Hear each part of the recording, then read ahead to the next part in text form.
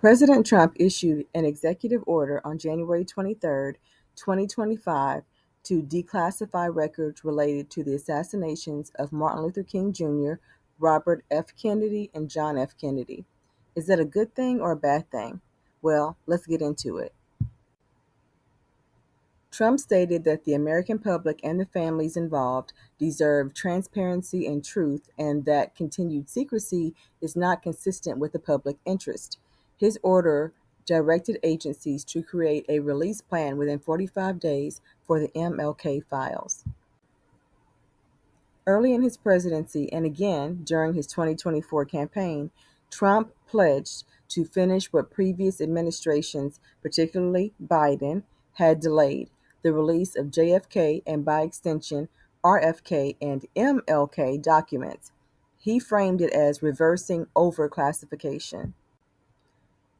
Now, analysts argue the move also fed Trump's image as a government truth warrior, capitalizing on public distrust of institutions like the FBI and the CIA. Releasing high-profile historical papers gave him an opportunity to publicly challenge those agencies.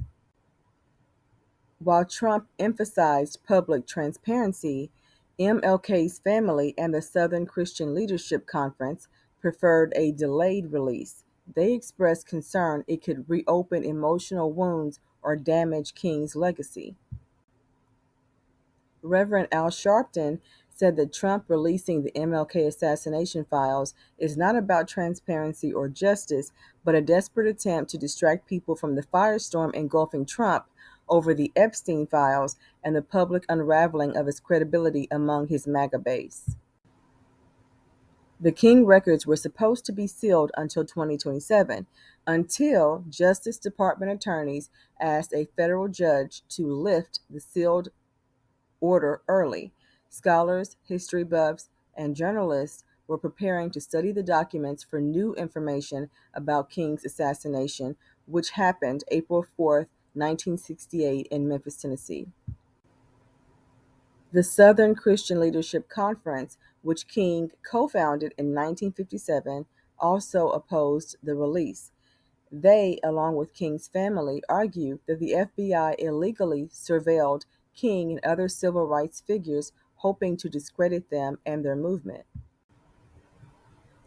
It was pretty well known then that the then FBI Director J. Edgar Hoover was intensely interested, if not obsessed, with King and others that he considered to be radicals. The FBI, under Hoover's bureau, wiretapped King's telephone lines, bugged his hotel rooms, and they used informants to gather information, including evidence of King's extramarital affairs. King's children said that he was relentlessly targeted by an invasive, predator, and deeply disturbing disinformation and surveillance campaign that J. Edgar Hoover orchestrated through the FBI. They also mentioned that the FBI's goal was not to monitor King, but to discredit and destroy his reputation in an effort to negatively affect the American civil rights movement. Remember, the civil rights movement compelled Congress and President Lyndon B. Johnson to enact the Civil Rights Act of 1964 and the Voting Rights Act of 1965, which was an advancement for African Americans and other people of color in America. King's family and others have long questioned whether James Earl Ray acted alone in murdering Martin Luther King or if he was even involved. Coretta Scott King, Martin Luther King's wife, asked for the probe to be reopened, and in 1998, the then Attorney General, Janet Reno, ordered a new look. Reno's Justice Department said that it found nothing to disturb the 1969 judicial determination that James Earl Ray murdered Dr. King. Ray did plead guilty to King's murder, but he later renounced that plea and maintained his innocence until he died in 1998. Two of King's family members, Martin Luther King III and Bernice, said that they think Ray was set up. Martin Luther King III and Bernice did not mention Trump in their statement, but Bernice King later posted a black and white photo of her father, Martin Luther King Jr., looking annoyed, and there was the caption, "Now do the Epstein files." Well, when it comes to the Epstein files, Jeffrey Epstein was suspected of sex trafficking children to celebrities, rich people, and politicians.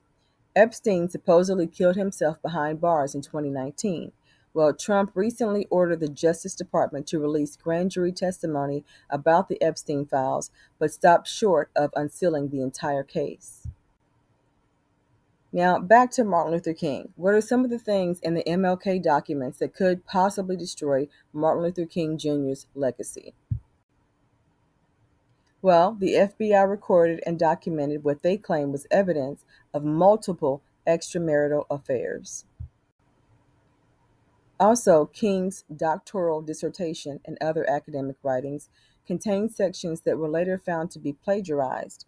Boston University investigated the issue in 1991, and they found that although he had appropriated some material without proper citation, his dissertation still made an intelligent contribution to scholarship, and they did not revoke his PhD.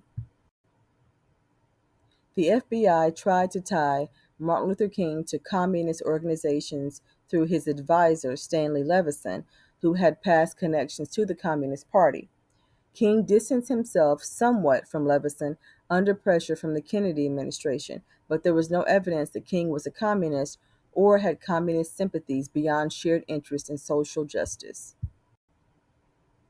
The FBI was so threatened by Martin Luther King and the civil rights movement that they famously sent King an anonymous letter along with tapes trying to pressure him to commit suicide or withdraw from public life.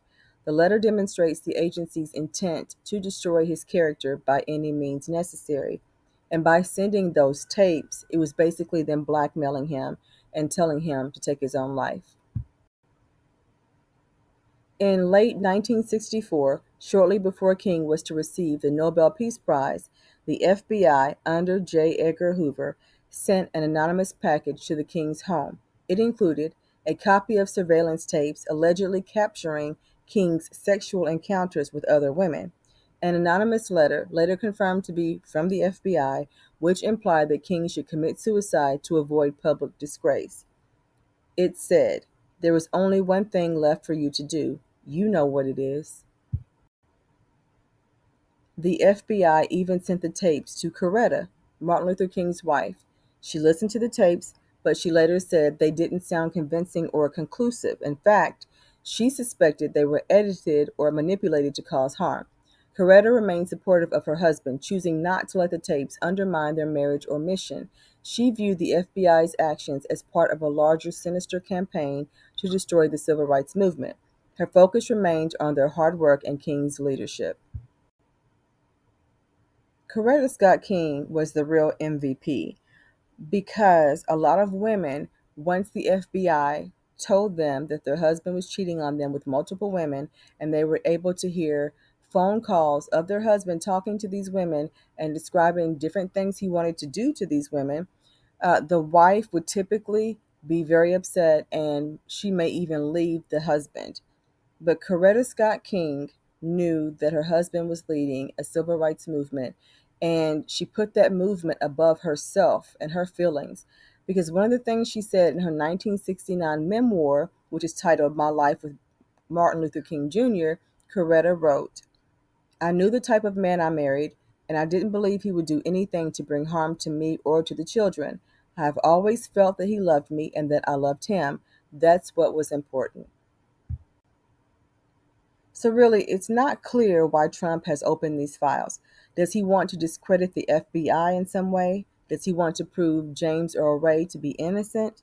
Does he want to discredit MLK? Or does he want to take focus off the Epstein files? What are your thoughts? Like, share, and subscribe for more content.